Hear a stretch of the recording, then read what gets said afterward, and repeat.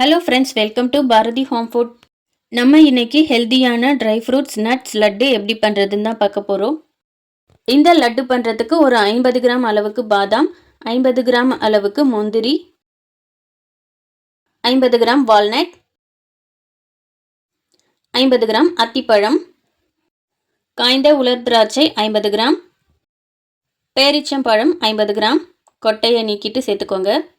கருப்பு கலர் பேரிச்சம்பழம் கிடைச்சா இன்னும் கூட நல்லது, அது இன்னுமே கூட கொஞ்சம் சாஃப்டாக இருக்கும். 50 கிராம் வெள்ளரி விதை, 50 கிராம் பூசணி விதை, 50 கிராம் சூரியகாந்தி விதை. பிஸ்தா இவ்வளோ தான் இருக்குது, அதனால் நான் கொஞ்சமாக சேர்த்துருக்கேன். ஒரு 25 கிராம் தான் இருக்கும். நட்ஸ் பொறுத்த வரைக்கும் நம்ம விருப்பம் தான். இந்த நட்ஸ் எல்லாமும் சேர்க்கணுமும் கூட அவசியம் இல்லை. நம்ம இருக்கிற நட்ஸை சேர்த்துக்கலாம். அளவுகளும் நம்ம விருப்பம்தான். எவ்வளவு இருக்குதோ அந்த அளவுக்கு சேர்த்துக்கலாம். ஃபைனலாக வறுத்து தோல் நீக்கிய வேர்க்கடலை 50 கிராம். இப்போ இது எல்லாத்தையும் ஒரு சாப்பிங் போர்டில் வச்சு பொடியாக கட் பண்ணிக்கோங்க. இதை மிக்சி ஜாரில் சேர்த்து ஒன்றும் பாதியாகவும் அரைச்சி சேர்க்கலாம். ஆனால் அந்த மாதிரி பண்ணும்போது டேஸ்ட் அவ்வளோவா இருக்காது. நம்ம மிக்சி ஜாரில் சேர்த்து அரைக்கும் போது அடியில் இருக்கிறது பாதி பவுடர் ஆகிடும், மேலே இருக்கிறது மட்டும்தான் ஒன்றும் பாதியமாக அரைச்சிருக்கும். அதுவே நம்ம இந்த மாதிரி கட் பண்ணி செய்யும்போது டேஸ்ட்டு ரொம்ப நல்லா இருக்கும். நம்ம லட்டு சாப்பிடும்போதும் வாயில் கடிப்படும். நம்ம லட்டு கடித்து சாப்பிடும்போதும் ஒவ்வொரு நட்ஸோட டேஸ்ட்டுமே தனித்தனியாக தெரியும். சாப்பிடவும் நல்லா க்ரன்ச்சியாக இருக்கும். அதனால் கொஞ்சம் சிரமம் பார்க்காம இந்த மாதிரி கட் பண்ணிக்கோங்க. உங்களால் எந்த அளவு முடியுதோ அந்த அளவு ஃபைனாக கட் பண்ணி சேர்த்துக்கோங்க. அப்போ தான் லட்டுமே நல்லா கைக்கு பிடிக்க வரும்.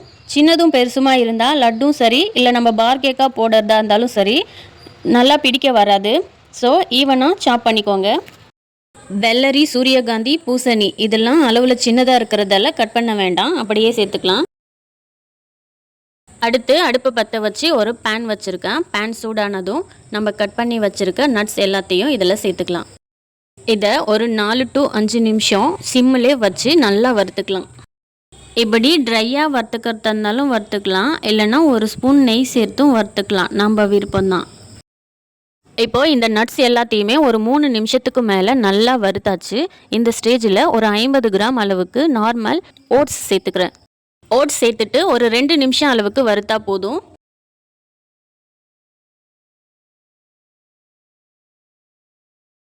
இப்போ நம்ம சேர்த்துருக்க நட்ஸ் எல்லாமே நல்லா வறுபட்டுடுச்சு. இதை வேற ஒரு பாத்திரத்துக்கு ட்ரான்ஸ்ஃபர் பண்ணிக்கலாம்.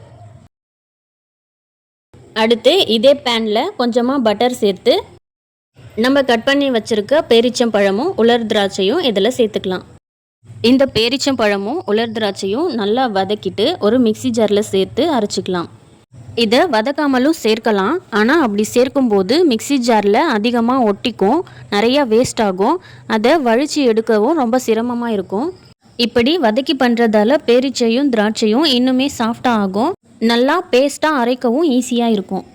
இப்போ இது நல்லா வதங்கிடுச்சு. இதை ஒரு மிக்சி ஜாருக்கு ட்ரான்ஸ்ஃபர் பண்ணி அரைச்சிட்டு வந்துடலாம். இப்போ இதே பேனில் நம்ம அரைச்சி எடுத்துகிட்டு வந்த பேரிச்சை திராட்சை பேஸ்ட்டை சேர்த்துட்டு இது கூட ஒரு 50 கிராம் அளவுக்கு கொக்கோ பவுடர் சேர்த்துக்கோங்க. அதுக்கு மேலே சேர்க்க வேணாம், அதிகமாக சேர்த்துட்டா நல்லா இருக்காது, ஃப்ளேவருக்கு மட்டும் சேர்த்தா போதும். இது சேர்க்கறதால சாக்லேட் ஃப்ளேவர் கிடைக்கும். வெறுமனே நட்ஸ் லட்டு பண்ணி கொடுத்தா ஒரு சில குழந்தைங்க சாப்பிட மாட்டாங்க, ஒரு சிலருக்கு ட்ரை ஃப்ரூட்ஸோட ஃப்ளேவர் பிடிக்காது. அந்த மாதிரி இருக்க குழந்தைகள் கூட இந்த மாதிரி கொக்கோ பவுடர் சேர்த்து பண்ணி கொடுத்தா சாப்பிடுவாங்க. இதோட சாக்லேட் ஃப்ளேவருக்காகவே இந்த லட்டுவை ருசித்து சாப்பிடுவாங்க. நீங்கள் ட்ரை பண்ணி பார்த்தீங்கன்னா உங்களுக்கே டிஃப்ரென்ஸ் தெரியும். அவ்வளோதாங்க. இப்போ நம்ம ரோஸ்ட் பண்ணி வச்சுருக்கோம்ல, அந்த நட்ஸ் எல்லாத்தையும் இது கூட சேர்த்து கலந்து விட்டுட்டு ஸ்டவ் ஆஃப் பண்ணிக்கலாம். அடுத்து இது கூட கொஞ்சம் இனிப்புக்கு தேன் சேர்த்துக்கலாம். இதில் இனிப்புக்கு வெல்லம், நாட்டு சர்க்கரை இப்படி எதுவுமே சேர்க்க போகிறதில்ல. இதில் இருக்கிற ட்ரை ஃப்ரூட்ஸ் அப்புறம் தேனோட இனிப்பே போதுமானது. உங்கள் டேஸ்ட்டை பொறுத்து இனிப்பு உங்களுக்கு எந்த அளவுக்கு வேணுமோ அந்த அளவுக்கு சேர்த்துக்கோங்க. டேஸ்ட் பார்த்துட்டு பத்தலைன்னா இன்னும் கொஞ்சம் கூட தேன் சேர்த்துக்கோங்க. இப்போது இது எல்லாத்தையும் நல்லா கலந்து விட்டுட்டு இதிலிருந்து பாதி அளவுக்கு எடுத்து இது போல் லட்டுகளாக பிடிச்சிக்கலாம். லட்டு இந்த சைஸில் இருந்தால் தினமும் ஒன்று எடுத்து சாப்பிட கரெக்டாக இருக்கும். அடுத்து மிச்சம் இருக்க பாதியை ஒரு ட்ரேயில் பட்டர் ஷீட் போட்டு அதில் நெய் தடவி பார் கேக்காக செட் பண்ணி ஒரு 30 to 40 நிமிஷம் ஃப்ரிட்ஜில் ஸ்டோர் பண்ணிவிட்டு நல்லா செட் ஆகி வந்ததும் எடுத்து பீஸ் போட்டுக்கலாம். இது போல் நல்லா செட் பண்ணி எடுத்து ஃப்ரிட்ஜில் ஸ்டோர் பண்ணிக்கோங்க. இப்போது 40 நிமிஷத்துக்கு அப்புறம் பாருங்கள் நல்லா செட் ஆகிடுச்சு.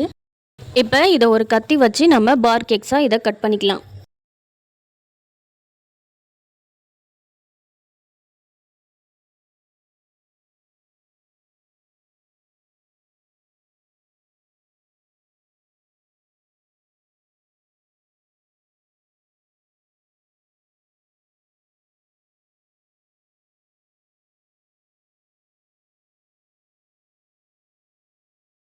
பாருங்கள் எவ்வளோ சூப்பராக ரெடி ஆகிருக்குன்னு.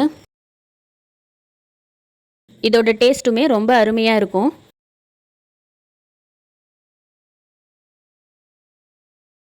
அடுத்து நம்ம உருண்டைகளாக பண்ணி வச்சுருந்தோம்ல, அதுவுமே நல்லா செட் ஆகிடுச்சு.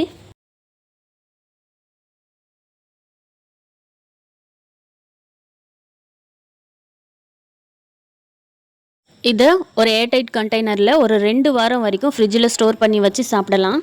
அவ்வளோதான் ஃப்ரெண்ட்ஸ், இது ஸ்கூல் போய் வர குழந்தைங்கள்லேருந்து பெரியவங்க வரைக்கும் எல்லாருமே சாப்பிடலாம். இதில் எக்ஸ்ட்ரா சுகர் எதுவுமே சேர்க்காததால் பெரியவங்களும் சாப்பிடலாம். நம்ம சேனலில் ஏற்கனவே நட்ஸை வச்சு ஹெல்த் மிக்ஸ் பவுடர் எப்படி ரெடி பண்ணுறதுன்னு வீடியோ போட்டிருக்கேன். தேவைப்பட்டால் டிஸ்கிரிப்ஷனில் லிங்க் கொடுக்குறேன், பாருங்கள்.